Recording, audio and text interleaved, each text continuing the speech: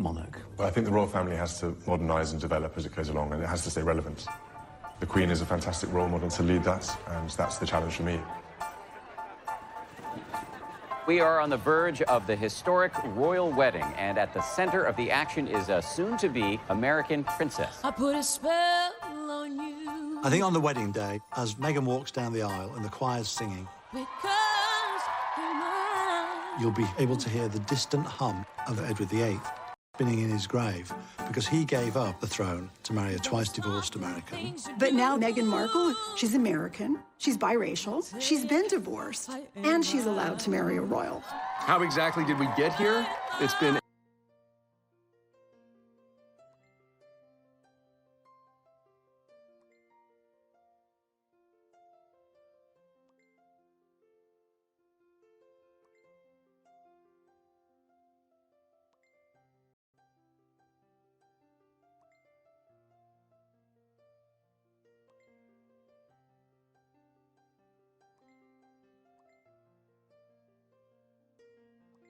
here. It's going to be a very difficult juggling act. Maybe things have moved slowly in the past, but they're certainly not moving slowly now.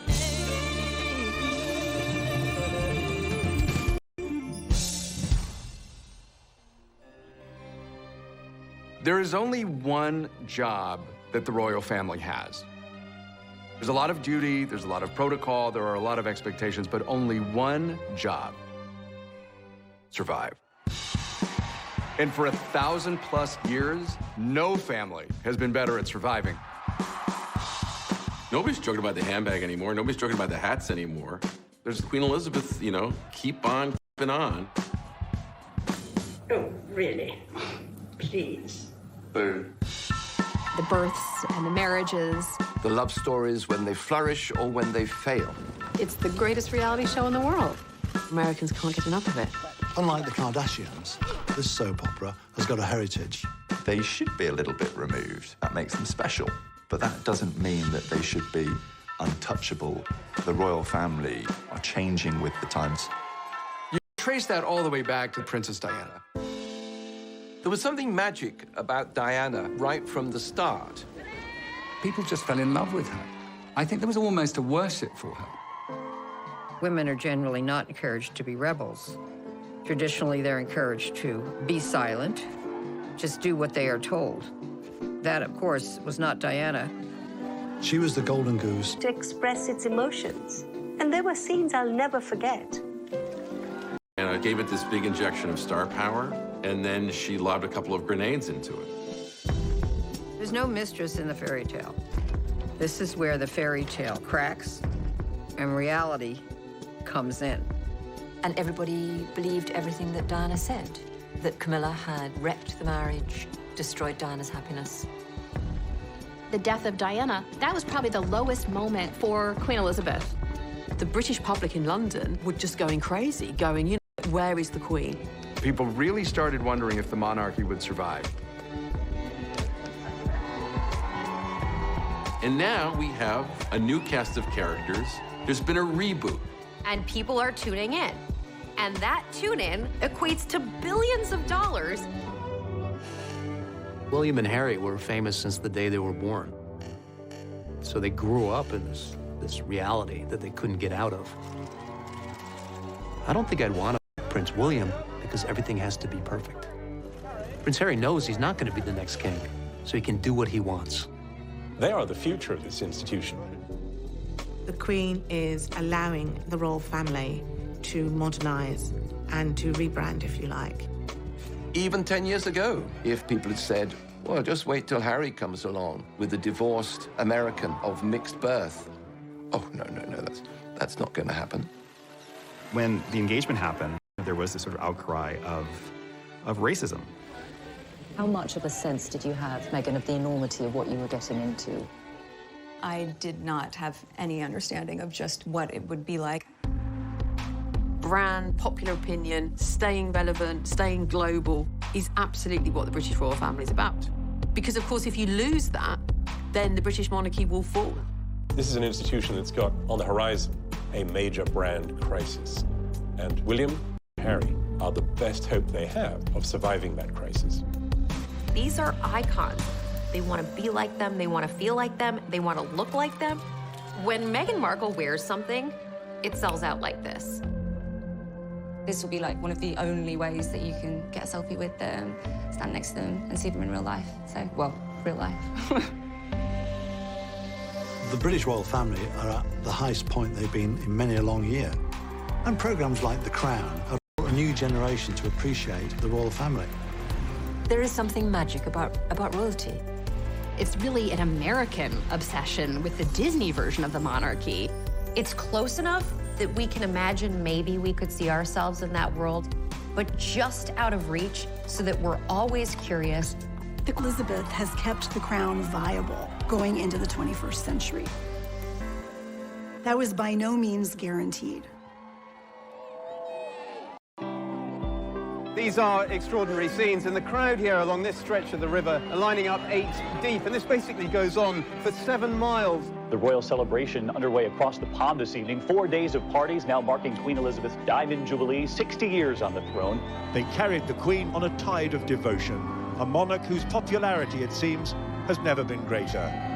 Certainly for someone of my generation, but I think younger generations too, it's very difficult to imagine Britain without Queen Elizabeth II. I've been with her all my life, and I've watched her all through everything, and I think she's amazing. She's done an incredible job. She's been our queen for 60 years, and I don't think we realise how much she is just absolutely loved.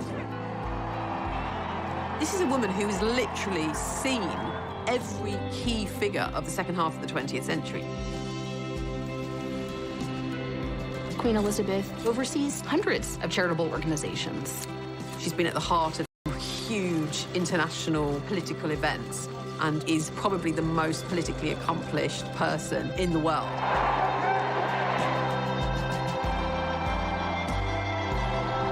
The Queen, though, wasn't supposed to be Queen. She was Queen because her uncle, Edward VIII, had abdicated. Edward VIII was the eldest son of George V. He was meant to be the king following his father's death in 1936. He was quite good-looking, dashing, a rather popular figure, Edward. He was at the center of American and British socialites. He was the heart of the party. He was incredibly popular, very charismatic, but he was weak. His own courtiers were struck at how emotionally underdeveloped he was. Then along comes this extremely chic, ambitious woman. Wallis Simpson was a twice-divorced American from Baltimore. Very practical person, quite tough. By all accounts, was something of a social climber and was very interested in making the acquaintance of Edward. There's a lot of really interesting speculation about the kind of psychosexual hold that she had on him. And because she was domineering, she filled some need that he had to be mothered. Everything had been kept under wraps. The British public didn't know too much. The monarchy had a tacit agreement between the British press that intimate details of a monarch's life. People were fascinated by him.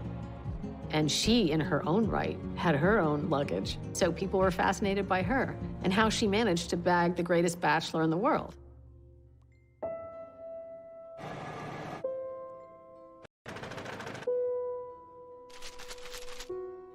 The American press had been obsessed with the idea that Edward VIII would marry an American woman.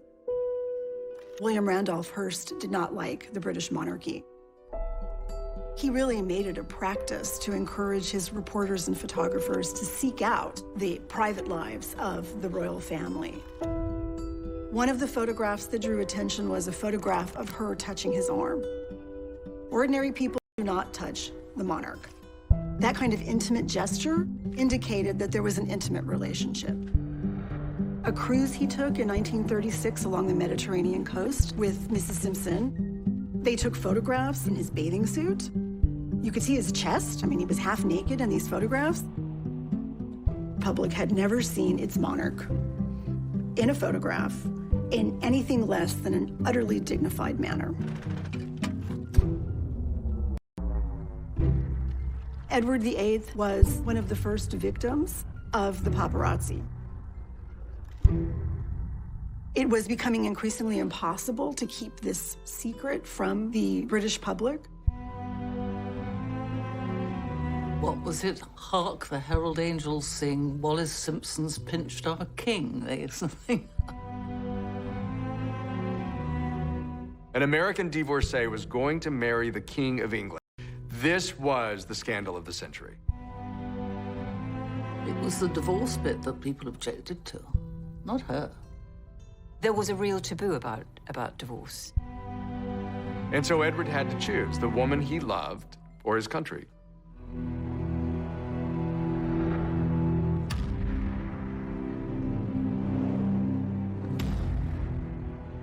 An abdication was something you couldn't think of the king stepping down and going abroad to marry this woman.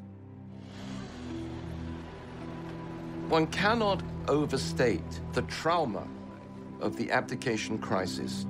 It seemed at the time that the monarchy, the British monarchy in 1936, came close to self-destructing.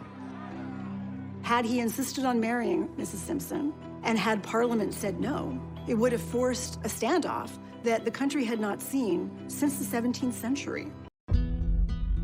A few hours ago, I discharged my last duty as King and Emperor, that I have found it impossible of the woman I love.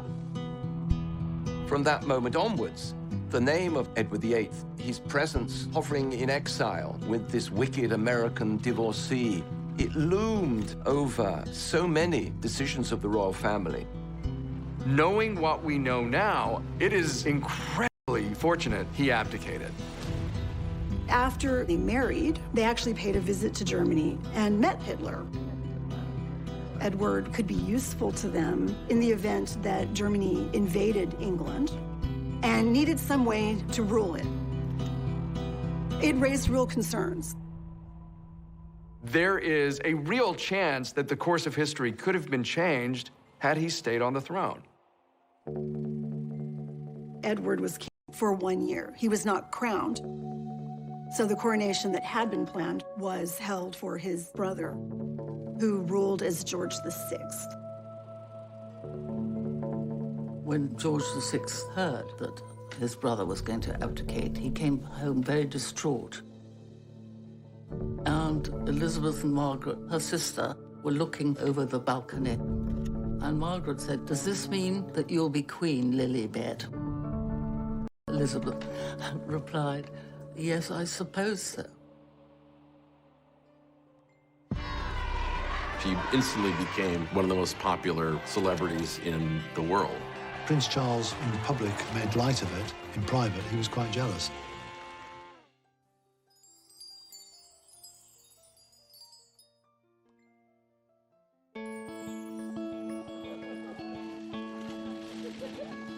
I wonder whether George has, in any sense, started realizing who he is and what one day he will become. Well, as far as we're concerned, within our sort of family unit, we are a normal family, you know.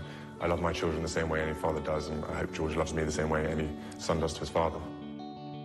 There'll be a time and a place to bring George up and, you know, understand how he fits in the world. The people who are going to fascinate us going forward are going to be those children. Particularly George, he will become the King of England someday. You have a very clear line of succession, which is something, of course, the British monarchy is always concerned about. The 2013 Succession to the Crown Act made birth order the criteria for succession. It no longer made sense for males to take precedence over females. Had George VI had a boy, the boy would have become the heir presumptive. But because she was the eldest child and there were no boys,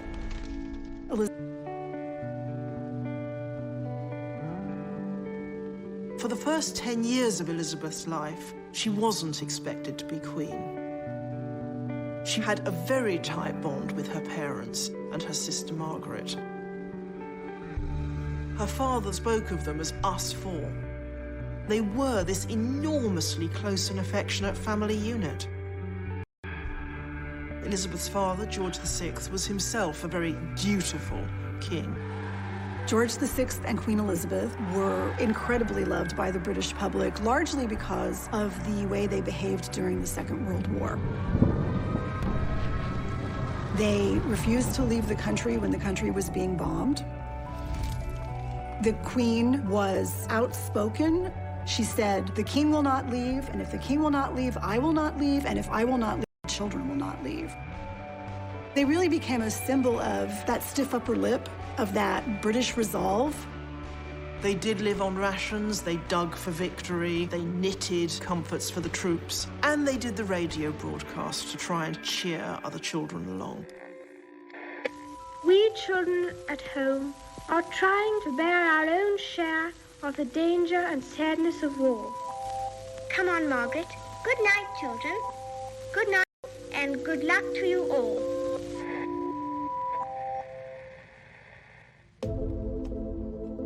The war, in a way, gave Elizabeth a chance to be a bit more like other people. And it was Elizabeth herself who insisted that she should join the services and became a mechanic. That emphasis on middle-class morality and acting as a model for the nation is something she learned from her father. Throughout her life, she's tried to judge what was right and wrong. And her father had been very much the torch shiner into the dark space for her. And I think she's always used him as the template. I declare before you all that my whole life, whether it be long or short, shall be devoted to your service. When the Queen said, "My whole life I shall dedicate to your service," she really meant it. Something that has completely been at the centre of everything she's done. And before very long, she's fallen in love with a man that she absolutely adores, who she first laid eyes on when she was about 13. This very attractive naval officer, Prince Philip. She had this really wonderful complexion, startlingly pretty. It has been announced officially from Buckingham Palace that Her Royal Highness, the Princess Elizabeth, Duchess of Edinburgh, was safely delivered of a prince at 9. The future was opening up. Certainly, Elizabeth did not expect to become monarch for a long time. But her father's health had been bad since the 1940s, and that wasn't something that was widely advertised. She certainly did not expect him to die while she was away on behalf of the crown.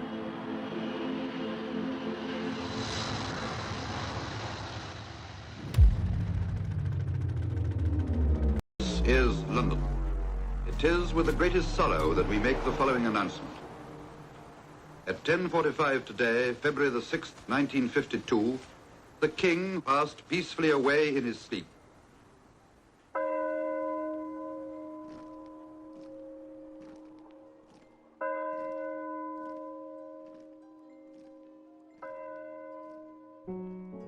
She was very young. She was only 25 when she succeeded to the throne.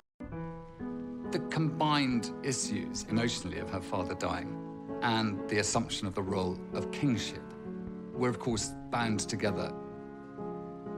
The rulers of Britain have ruled over the greatest empire the world has ever seen. She's Queen of Canada, she's Queen of Australia. She's Queen of 15 other countries. But at the same time, she was very well trained for this job.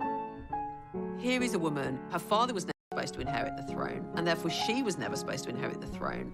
And here she is, Queen Elizabeth II.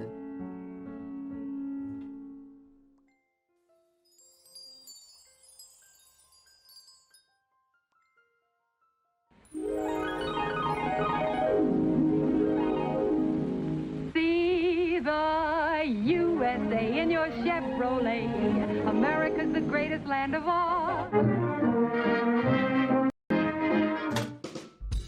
We think about the period following the Second World War in the United States as being this great consumer moment, a great moment when there's a lot of opportunities for people and they're starting these brand new lives with Tupperware. Freeze it, stack it, any which way. It won't leak or spill. But that's not the lived experience of the British right after the Second World War. Britain, it was so grim after the war. I didn't recognize London. There were so many bomb sites. There was tremendous austerity, food rationing, fuel rationing. It was horrible. Rationing did not end in Britain until 1951. The prospect of rebuilding it all again and what was life going to be like.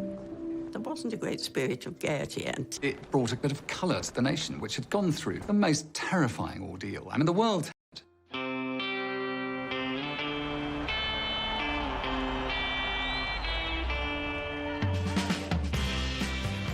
Beautiful young queen, handsome prince. It was a whole new era. Here is the news. Mount Everest has been conquered by members of the British expedition. Tenzing Norgay and Sir Edmund Hillary climbed Mount Everest the night before the coronation.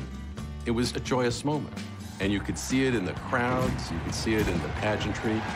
There was this whole exhilarating sense of a new Elizabethan age. I remember borrowing my mother's diamond ring and scribbling the coronation date on my bedroom window with it. So enthused was I.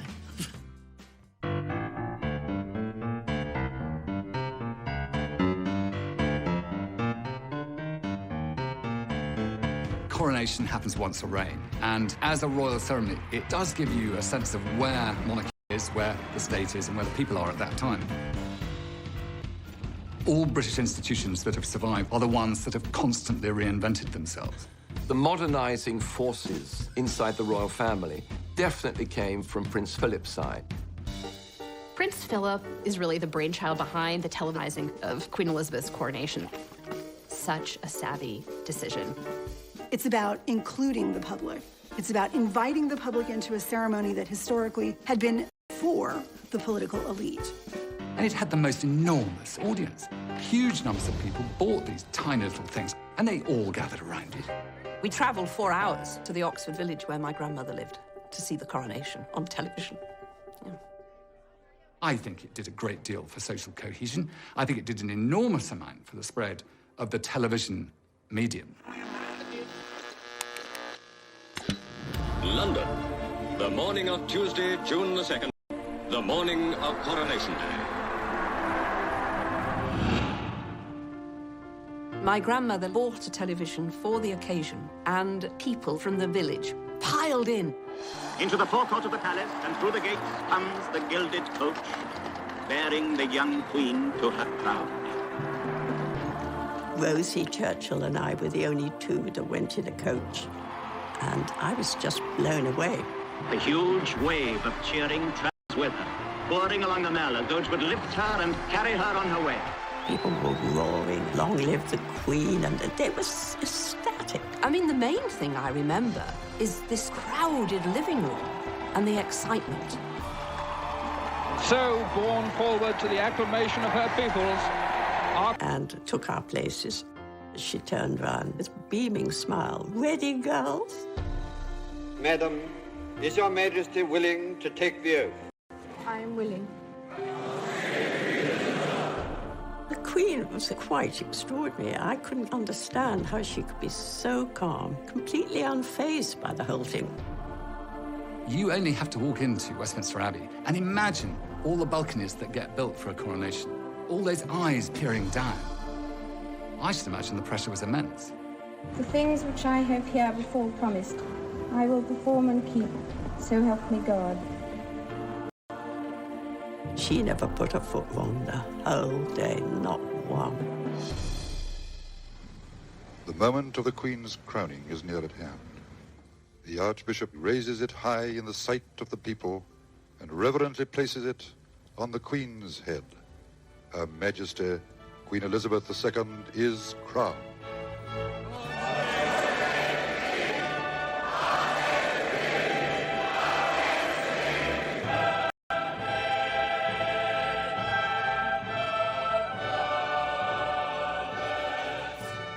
She looked very happy when we left the Abbey. I think when it was all over, she was very serious all the way through. As this day draws to its close, I know that my abiding memory of it will be the inspiration of your loyalty and affection. I'll never forget it, never. It was the greatest day of my life.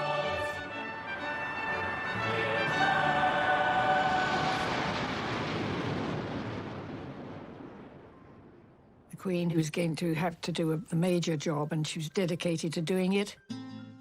Whereas Princess Margaret could be more relaxed. She was always a rebel. She'd go clubbing. She'd drink a bit too much. Margaret certainly made the most of her life, behaving in a rather riotous way. She had wanted to marry her father's equerry, Group Captain Peter Townsend, but he had been divorced. For a royal princess to marry a divorced man would say to everybody, well, look, we can do it, so you can all do it. They didn't like that then.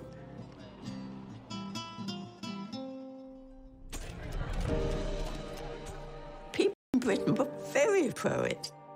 The Queen wanted her sister to be happy, but she could see that there were difficulties. Queen Elizabeth is also head of the Church of England. It's in that capacity she had a really hard time supporting her sister when she wanted. Lose all her titles, her allowance. She would lose everything. It was a lot to give up.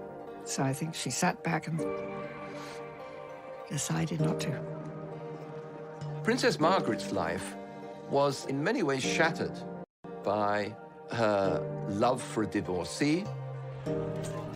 There was this echo of the abdication. You know, you have to wonder, are love and royalty really compatible?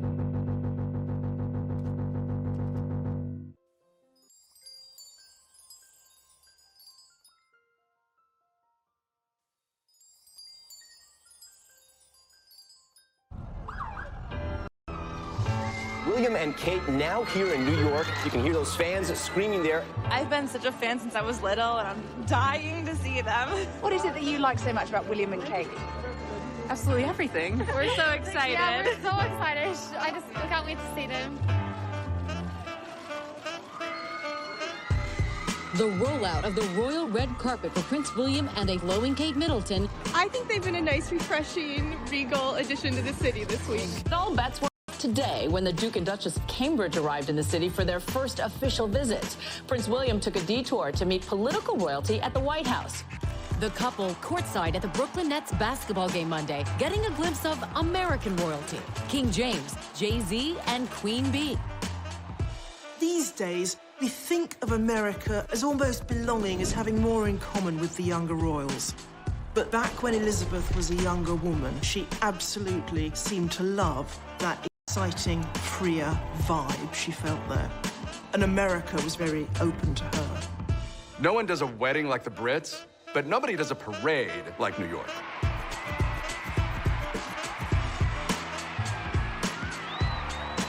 Queen Elizabeth and Prince Philip had never seen anything like this. 1 million people lined the streets of Broadway. There was just a blizzard of confetti. When Queen Elizabeth and Philip came to America in 1957, they were so much more casual and at ease than they were back at home.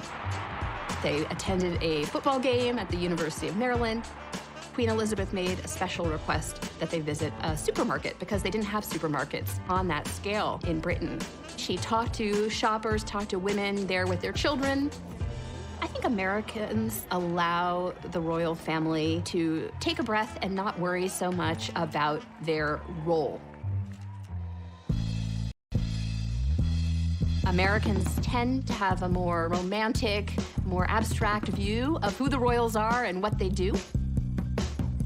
Sovereign. Housewives romanticize what it would be like to be queen because it would allow them to leave their suburban households and call the shots. You can see that in actual descriptions from women's magazines. At the same time, there were popular television shows like Queen for a Day. Would you like to be queen for a day? People would tell their hard luck stories, and the audience applauded, and whoever got the most applause became Queen for a Day. I now crown you Queen Clarice. I think our fascination with royalty comes out of the fairy tales, and especially stories in which the princess comes from humble origins. It goes back to our more basic desires to have a rise above our current station in life. They called Hollywood the Dream Factory. The dreams were ours, and the people who gave us those dreams were the men and women we saw on that screen. You would go to picture palaces. There were uniformed ushers wearing white gloves. You were treated like royalty. And the movies that people saw in these palaces were even more influential because of the environment. Walt Disney obviously had a knack for knowing what kind of mass entertainment was going to resonate. He realized fairy tales and royalty were a gold mine.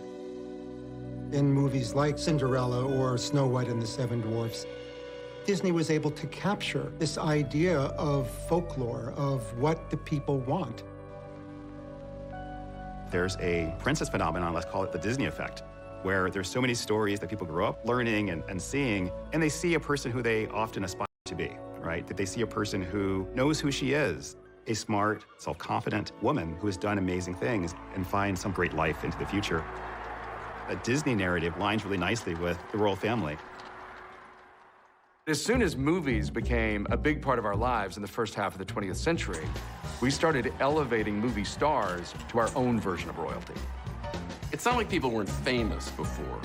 It's not like people weren't celebrities before. But when the movies were created, it was like being a queen or like being a king. From Marilyn Monroe to Clark Gable to Grace Kelly, they were just stunning individuals. Grace Kelly was the most glamorous person imaginable. How else could you top being the biggest star in Hollywood? You become an actual princess. She was kind of starstruck by the idea of royalty. Gosh, a European prince, wow. And so that was the famous marriage of hers to Prince Rainier of Monaco. Grace Kelly showed that is when a lot of girls began to believe that it could happen to them too.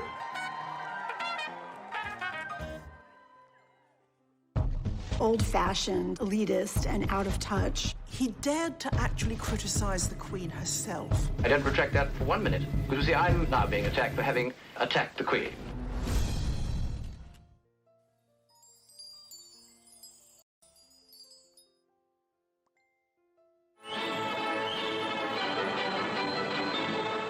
People say, well, why attack the Queen? Well, indeed, I mean, it's painful to have to. One would much rather not have to, but this is the dilemma.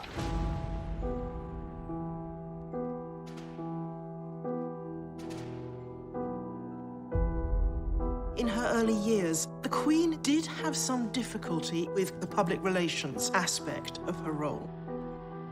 Glamorous though she was, beloved though she wasn't very approachable. I mean, to judge from your article, you expect the Queen to have qualities of a wit, would like her to be a better orator, you would like her to be a TV personality, in addition to being a diligent, dutiful, and devoted monarch and a mother. What I'm suggesting is that in her public speeches and appearances, spontaneity should be the keynote. I want to tell you all how happy I am to be amongst you and how much I look forward to my journey through Australia. Her own natural soul is not allowed to come through. It's a sort of synthetic creature that speaks. Lord Altrincham, John Grigg, was a journalist who in 1957 critiqued the Queen for being very old-fashioned and elitist and out of touch. He dared to actually criticize the Queen herself. He said that she sounded like a priggish schoolgirl, that it was hard for people to relate to her, that she didn't perhaps sound as if she actually knew that much about anything. I don't retract that for 1 minute. Because you see, I'm now being attacked for having attacked the Queen. He was even physically attacked by a member of the League of Empire Loyalists, who said of the fine that he was charged when he was convicted that it was the best investment he ever made. What made it worse was there was actually a germ of truth to this. The Queen was this shy young woman. She's the public face of the monarchy, and she's a private person, and she's trying to balance these two things. Prince Philip was always telling her, smile more, look over there, Lilibet, look at the children, just to look a little more warm and open. The Christmas broadcast of 1957 can be seen as a direct response to Lord Altrincham's critique. It's inevitable that I should seem a rather remote figure to many of you. But now, at least for a few minutes, We see her with pictures of her family around. And it is meant to give that sense of, yes, the royal family are royal, but they're a family just like us. It was the first such royal Christmas broadcast to be televised. She quite self-consciously spoke to the very concerns and criticisms that he had raised about the monarchy being out of touch. We can show the world that we are not afraid of the future. It's really difficult for anyone to maintain mass popularity. The public is fickle, the public is sometimes unforgiving. You have to be willing and able to adapt with the times, especially when there's a social revolution in the air. Everyone is voting for Jackie. The cool music of the time was not rock and roll, it was Frank Sinatra. And Frank Sinatra was recording campaign songs for JFK. Instantly, the presidency was covered with glamour. The torch has been passed to a new generation of Americans born in this century. John F. Kennedy, in a way, was a royal for the American people, but he was also a relatable man. They symbolized a kind of common touch. People really believed that he got them and that he wanted the best for them. And at 43, the youngest president that we've ever had, some argue that he was maybe one of the most good-looking. I was a bit keen on JFK, as girls my age certainly were. And there was Jackie glittering beside him, not upstaged by him. America's Queen, as Frank Sinatra called her. A real international star. I am the man who accompanied Jacqueline Kennedy to Paris, and I've enjoyed it. Jackie Kennedy really embraced a very fashion-forward sense. She says that I'm fresh, I'm new, I'm not going to let anybody stop me. And she really was herself. Paris, Vienna, then London. A hectic round of flying visits for the President of the United States.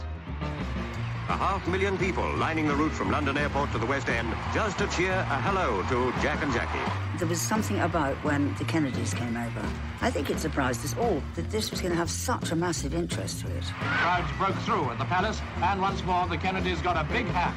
I think that the British were drawn to two people who could be a little bit more freer than they were. The Queen was somewhat outstripped by the Kennedys.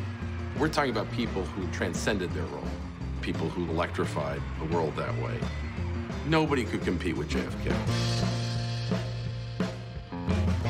The monarchy evolved with some kind of feeling for how successful the Kennedys had been. I can't believe that it wasn't in the back of their mind. Challenge is to portray stability, portray the history of Britain without looking like hopeless relics of an earlier era. And in the 60s, they seemed to have a problem with that.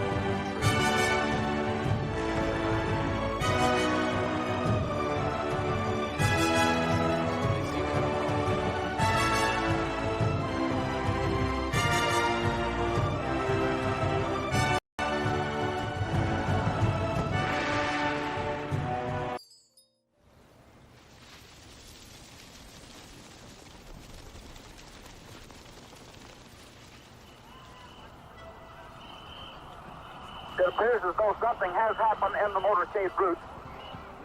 Something is wrong here. Something is terribly wrong. Stand by. There has been a shooting. I repeat, a shooting in the motorcade in the downtown area. From Dallas, Texas, the flash, apparently official, President Kennedy died at 1 p.m. Central Standard Time, some 38 minutes ago. It was the most horrible thing that anyone could imagine. That this dash in American City was just shocking.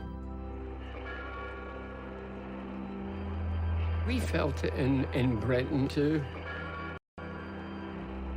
Jack Kennedy, he was a president that was loved. In memory of President John Fitzgerald Kennedy, who in death my people still mourn, and whom in life they loved and admired. Here was a man who had symbolized hope, who had symbolized these ideals, and those all seemed lost now. After a period of terrible trauma for the nation, America was primed for something fun and escapist. And then along came the Beatles. 3,000 screaming teenagers are at New York's Kennedy Airport to greet, you guessed it, the Beatles. I remember American friends of mine saying, we needed this after what we've been through. The welcome was just overwhelming. You can't photograph noise, but you can photograph the people making the noise. And they didn't let you down.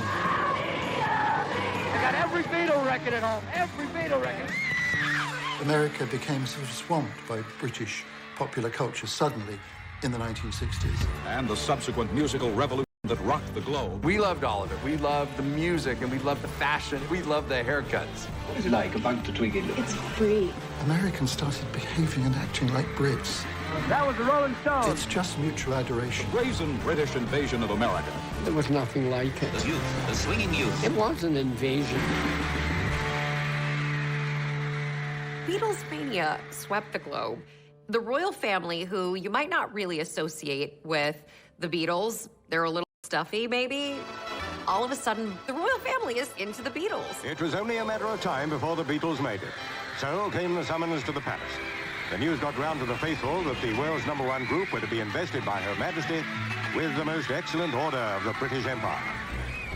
The Beatles went to Buckingham Palace to receive an honor, a decoration. They were called members of the British Empire. I mean, everybody liked the Beatles. Everybody wanted a piece of that action. But the Beatles were big enough then that did more for the Queen's reputation than for the Beatles' reputation. It did not make the royals cooler. It just was an indication of what the royals needed to do to even stay in the conversation. It's the first time... Monarchy actually, in a very interesting way in the 1960s, tried to get out ahead of this notion that they were out of touch or they were unapproachable, and they worked with the BBC to create a documentary called The Royal Family. The salad is ready. The Royal Family film turned out to be a rebranding of the Royal Family. The camera crew followed the royal family for 18 months through all of their ordinary activities. So we see Prince Philip at Balmoral frying sausages at a barbecue. And we see the Queen sitting at the dinner table with her family, talking about her day. It is extremely difficult sometimes. So I said, what an extraordinary remark to make, very unkind about anybody. The film was a great step forward. I thought it was charming. And I am the most appalling couple. It's really a vehicle for us to see a little bit behind the scenes so that we can understand the monarchy as people like us. Public response was very positive. People wanted to see more of the British royal family. Come around this side. Although the documentary got enormous audiences in England and in America, On the Queen's orders, it was put away in a vault and has not been seen in its entirety since. They realized that if they did something like that too often, they would cheapen themselves, letting the magic seep out. Some people say that this was sort of opened the floodgates, and therefore after that all the sort of tabloid interest in them, and that they would want to know more and more and more. Let the public into your sitting room behind the sofa. And then they'll be over the other side looking at you. The problem with all these things is not the film that gets made with careful supervision, but what happens next.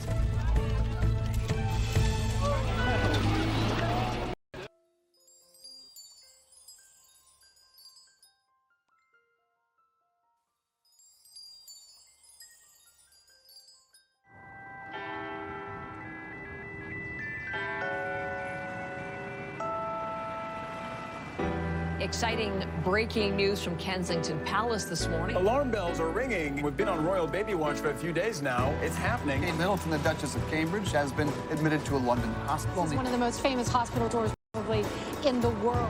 Some die-hard fans already out there. They have been all morning long. The anticipation is huge here. The world's press waiting for news. We're from Minnesota. Kind of a historic moment.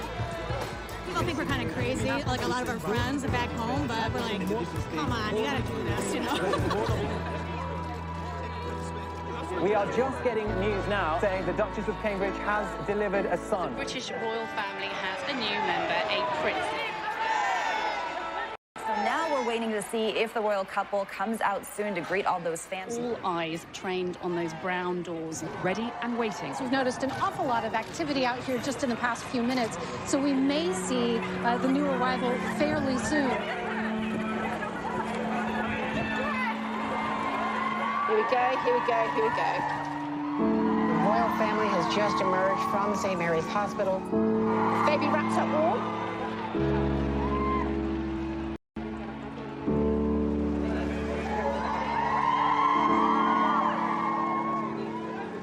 We screamed. Everyone was screaming, trying to get the pictures and videos.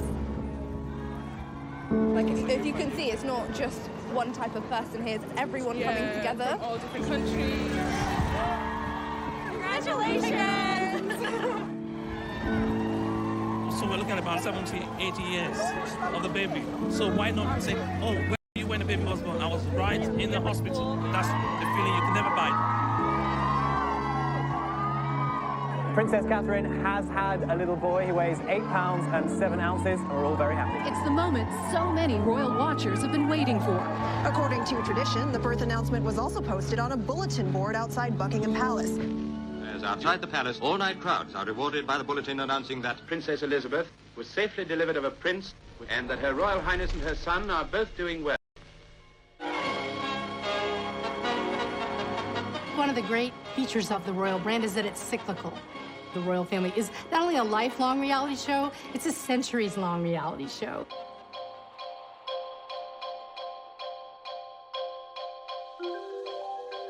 We don't often chart a person's life from birth to death. But with the advent of technologies, whether it was photography in the 19th century or television in the 20th, we have been able to follow members of the royal family at every step. Whether it's birth or the first days at kindergarten, this allows us to be invested in these individuals. A heavy program of official engagements prevents the Princess and the Duke from seeing their son as often as they wish. It is only on occasions like this that they can enjoy the happiness of parenthood. Charles, it was his misfortune to need that she give herself to her people. For 6 months, Buckingham Palace has been a palace without a sovereign.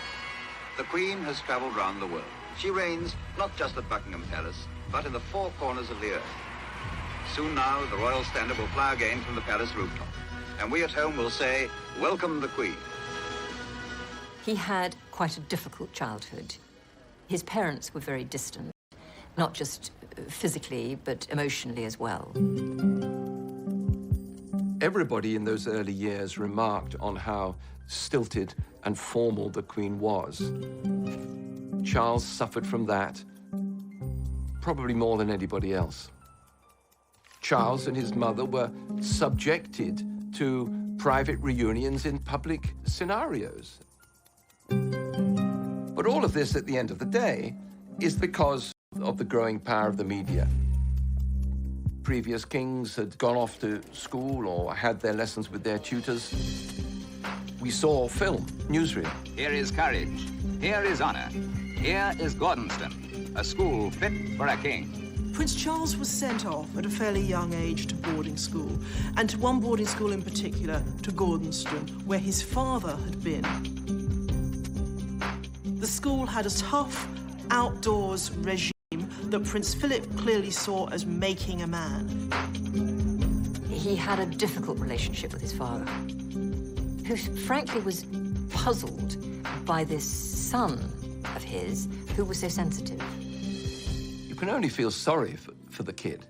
Scrutinized whenever he appeared in public, scrutinized in private. And then this develops with his love life.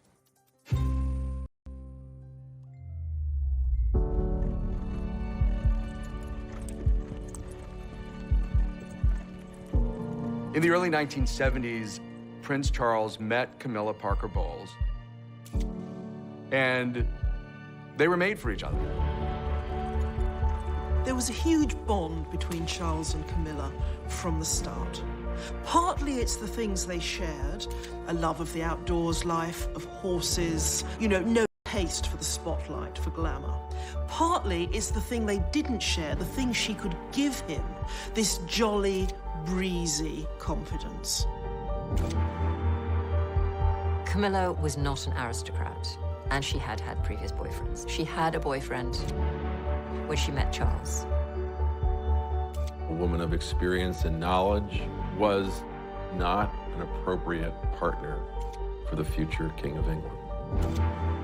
He went off into the Navy, he went off to the Caribbean, and shortly after, Camilla wrote him a letter telling him that she was going to marry Andrew Parker Bowles. Charles was absolutely devastated. There was a lot of pressure to find a bride.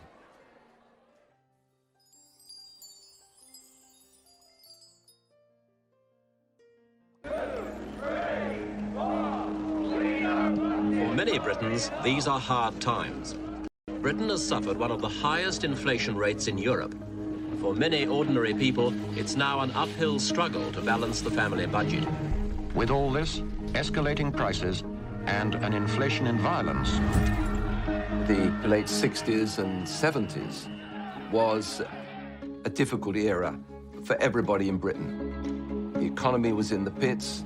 For the 1.5 million unemployed in Britain, the pinch is even more severe. Those without work now account for 6% of the total labour force. And even the longer-term prospects for employment are pretty gloomy.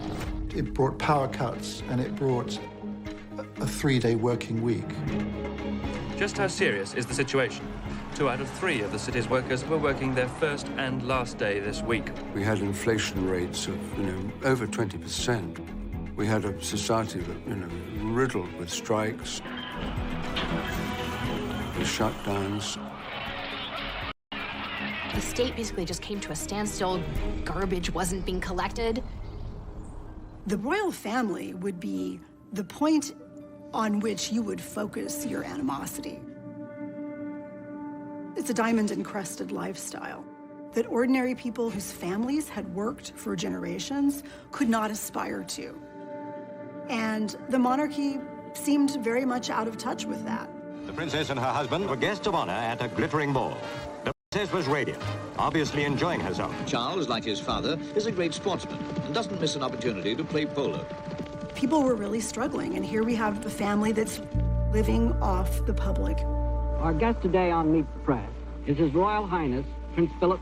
The recent news dispatch from London and begins this way. Queen Elizabeth has not had a pay raise for nearly 18 years, a situation that none of her subjects, the working-class subjects, would tolerate for a moment.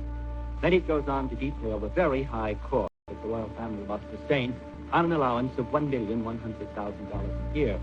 Is that creating an awkward situation for us. Very. We go into the red, I think, next year. We never quite know with Prince Philip when he's joking and when he's really making a mistake. Well, you've had to close down certain large houses, haven't you? No, not altogether. We've closed down what we're interested. We had a small... He said that, goodness, yes, he might have to give up polo. It really didn't go down too well. That was exactly the feeling, that the royals were infinitely overprivileged. I wanted to do something for me, because look at me now, I'm nothing. It's a rich man's budget, that's all I can say. Make no mistake about this, the ordinary working people are not being hoodwinked at this one. The 70s, I think royals in general found that they hit a kind of rut of irrelevance in the culture. And then, you know, there was Queen Elizabeth keeping on. London celebrates a once-in-a-lifetime spectacle not to be missed. Queen Elizabeth's Silver Jubilee. 25 eventful and glorious years. Queen Elizabeth II, long may she reign. For one brief moment, the Jubilee seemed to unite the divided nation under one flag. The Queen, the head of state, is a focus of unity, which transcends any political division. In America, the president is the head of state and at the same time the head of government. In the British system, the head of state and the head of government are two separate entities. Every week in Britain, the Prime Ministers from Churchill right through to the current British Prime Minister meets with the Queen. She can't express opinions, but she can ask good questions. The monarch works to advise, to encourage, to serve the nation and the government. When I was 21, I pledged my life to the service of our people, and I asked for God's help to make good that vow. I do not regret nor retract one word of it.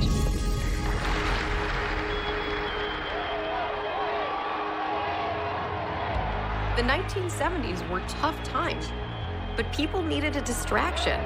And this Jubilee was just what they needed.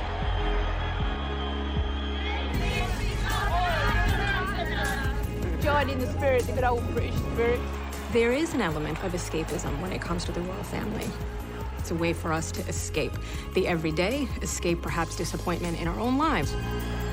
You know, whether people just come out and enjoy the street party and then go home and grumble again about how much of their taxpayers' money is going on the establishment. There's no doubt that these big public events do give the royals a boost. This royal wedding is really about a happy ending and perhaps a new beginning.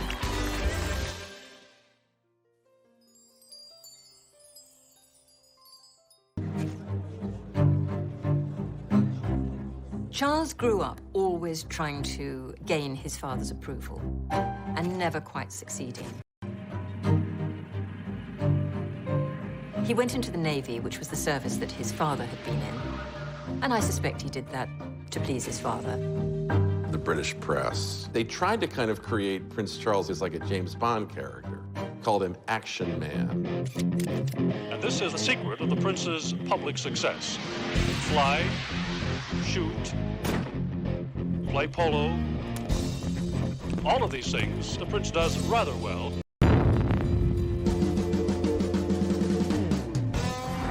Gunnery practice is all part of the schedule. He gave an excellent display with a 20mm Oerlikon gun.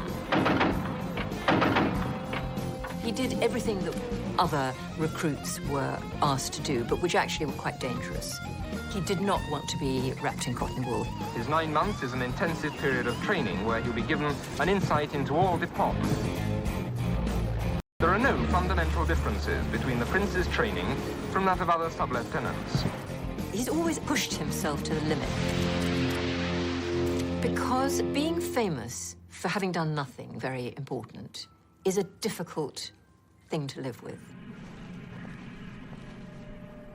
He had a real need to prove himself, to do something real. His time in the armed forces, in the Navy, was an opportunity to do that. If later on I'm to be associated with all 3 services, it'd be a very good idea to do an attachment with each one. I think it gives one a very useful experience of responsibility and discipline. On paper, he may have been the world's most eligible bachelor. You know, helicopters, in a variety of uniforms, looking good, looking a bit more glamorous. But pressure to marry, it was time.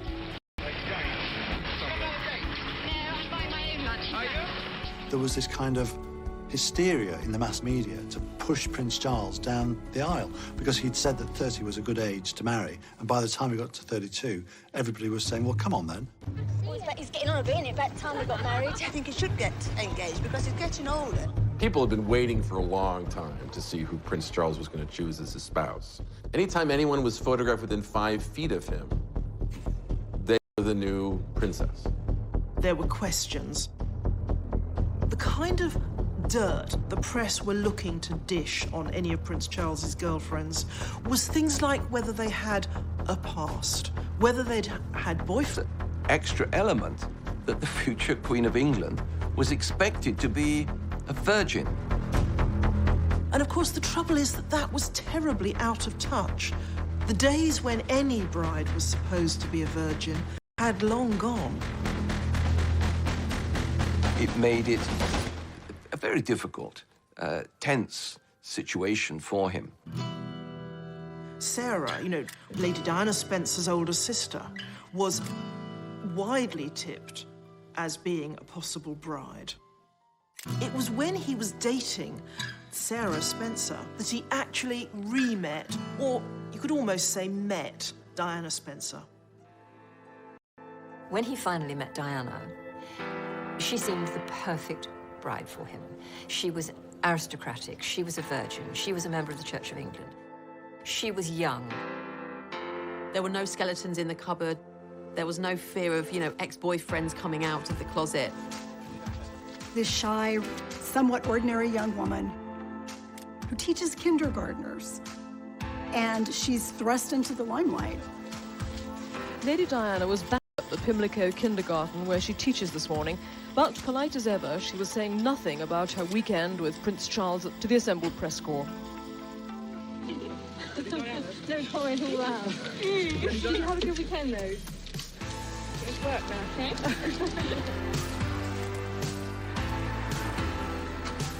There was something magic about Diana right from the start. There was just something about her that made you feel, yes, this is going to be the one. Is there any possibility of any announcement of your marriage in the near future? Can you tell me? Can you tell me if there's any possibility? I'm not going to say anything. Right, but Prince Charles did give us a hint himself. He said we wouldn't have to wait too long.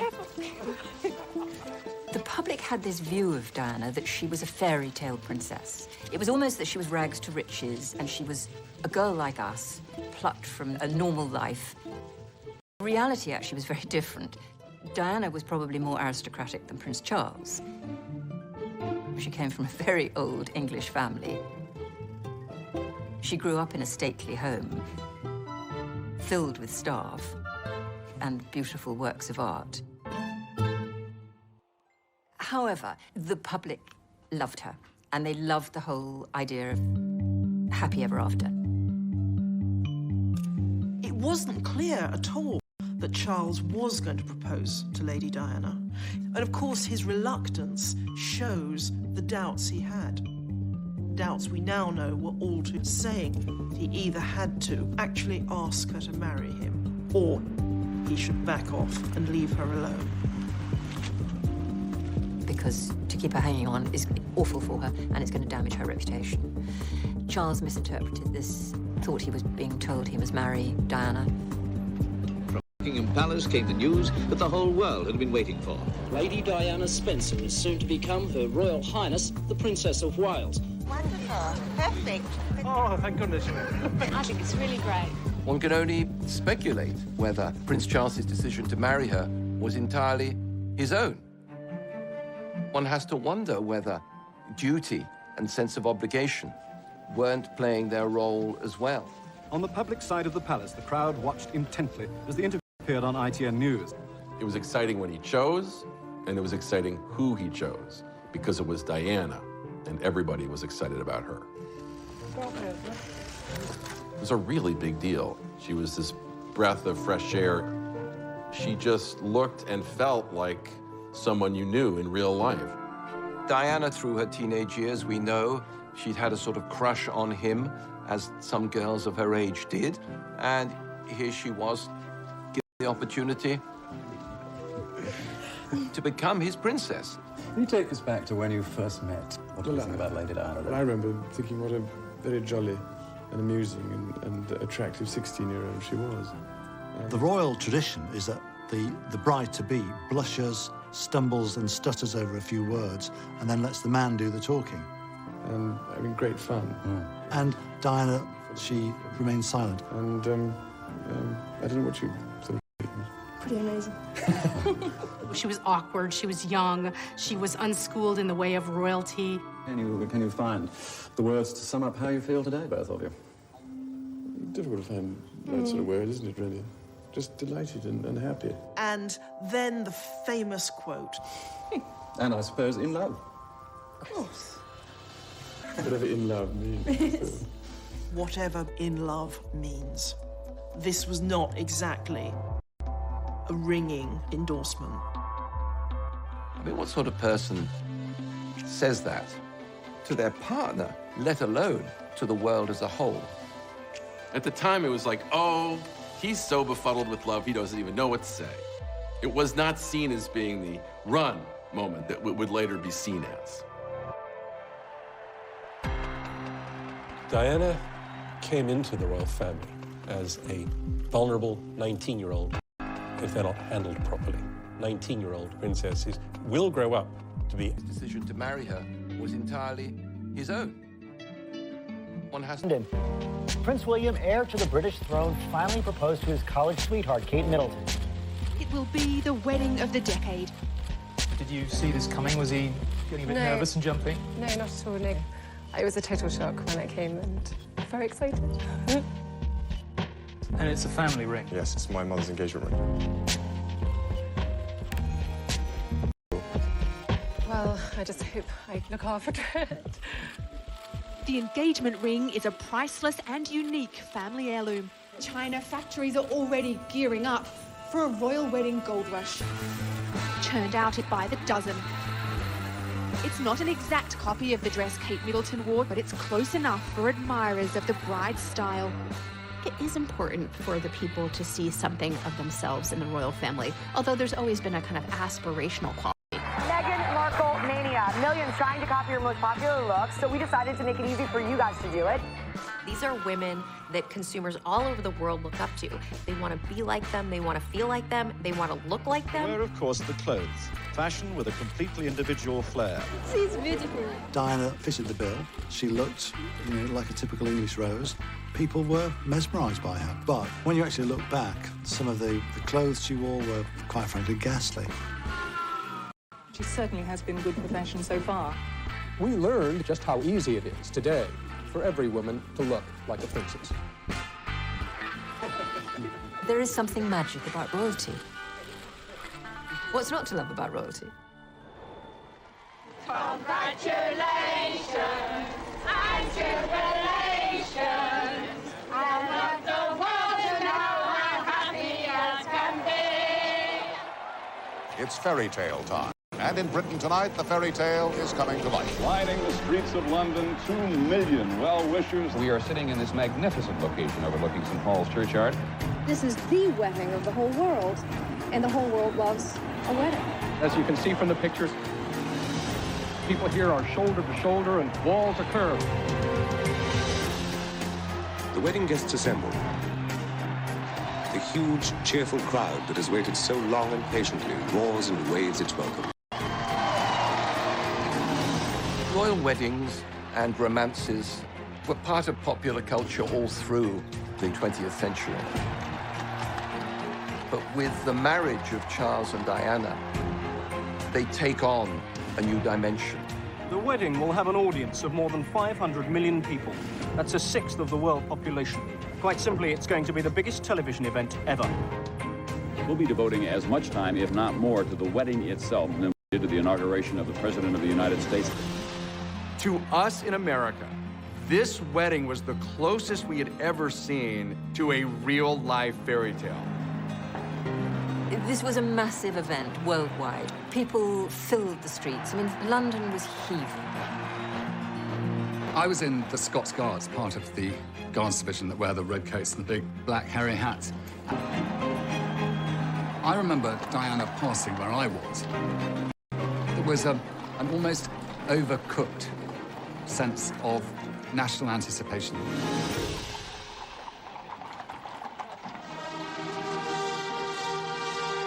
can tell that she has arrived.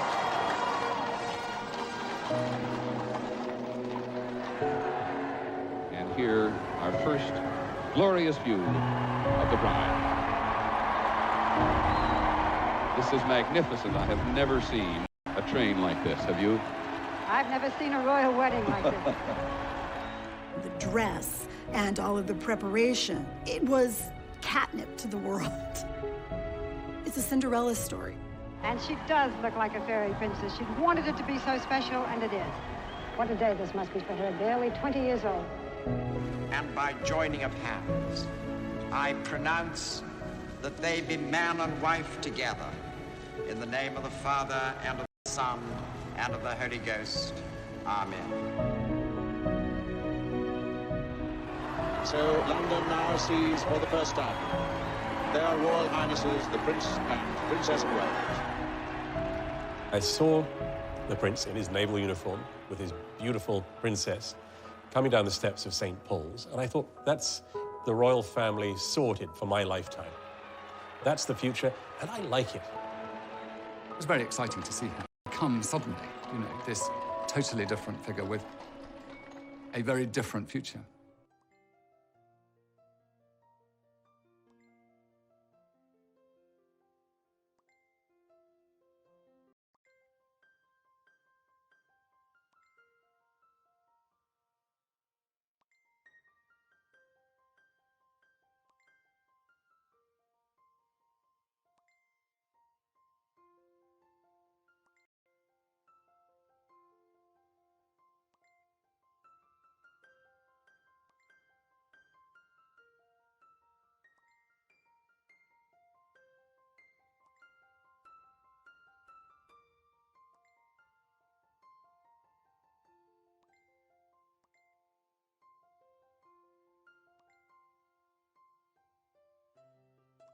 Princess of Wales.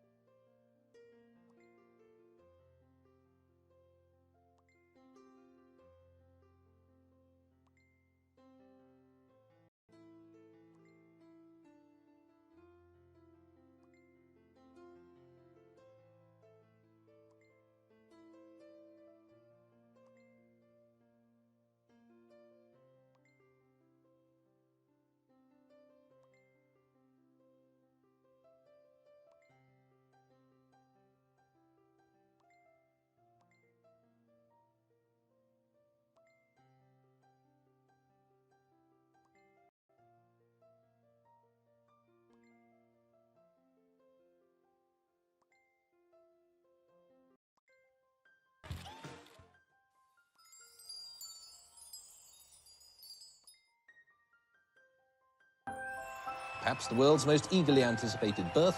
The news of it was announced just over an hour ago. It's a boy. A boy. Boy weighing 7 pounds, 1.5 ounces, and could well be the ruling monarch over Great Britain deep into the 21st century.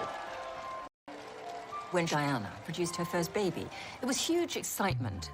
Outside St. Mary's Hospital, those who had waited all day long reacted as though there had been a birth in their own family. And they immediately broke into wild cheering and applause and singing, which has gone on ever since. Are you both happy? 13 hours, long time. Does he look like you?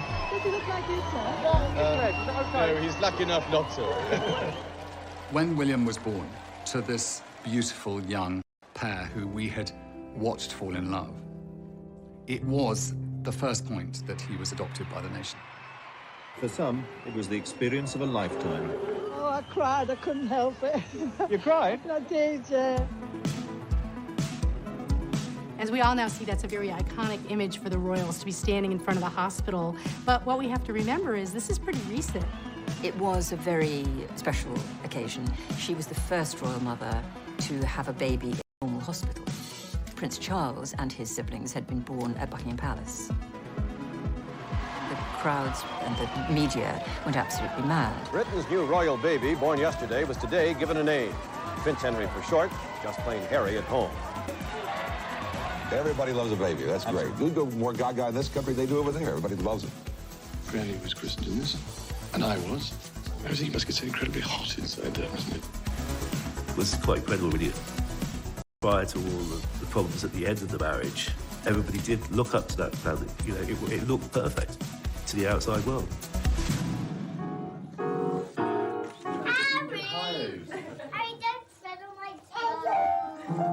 Young family, the model first family of the country. This is what we all aspired to be. Well, now reports are emerging in the press around the world that the couple's storybook romance entered a rocky chapter. This is where the fairy tale cracks and reality comes in. It is divorce for Charles and Diana. Things got so bad, people started wondering if the monarchy would survive. And then this absolutely incredible drama that nobody could have foresaw. There has been a terrible accident in Paris. Buckingham Palace confirmed the death of Diana, Princess of Wales. I say from my heart, there are lessons to be drawn from her life and from the extraordinary and moving reaction to her death. Princess Diana shook the modern monarchy. Reaching out to people, hugging people, touching people. AIDS, leprosy, landmines, and change people's perceptions. Ladies and gentlemen, please welcome Meghan Markle. Meghan, what's interesting about her are the echoes of Diana. If you have a profile where people are listening to what you're saying, I really, truly think you need to be saying something that's valuable. Ladies and gentlemen, everyone needs to be valued. She really did hold a mirror up to the monarchy and say, look at yourselves. The anticipation for Meghan and Harry's wedding was like nothing that I had ever seen. Yet again, this raw story that keeps on giving. Harry and Meghan, this beautiful inclusiveness into the royal family. This is a great message.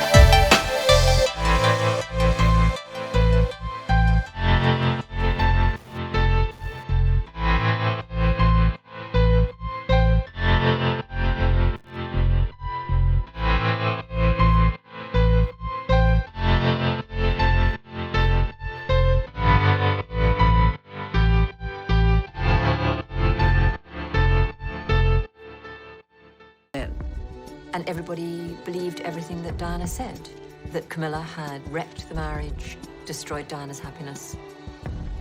The death of Diana, that was probably the lowest moment for Queen Elizabeth.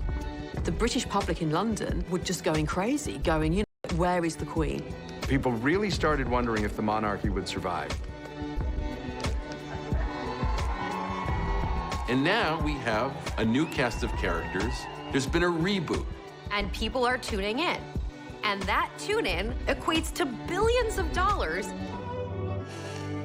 William and Harry were famous since the day they were born. So they grew up in this reality that they couldn't get out of. I don't think I'd want Prince William because everything has to be perfect. Prince Harry knows he's not going to be the next king, so he can do what he wants. They are the future of this institution. The Queen is allowing the royal family to modernize and to rebrand, if you like.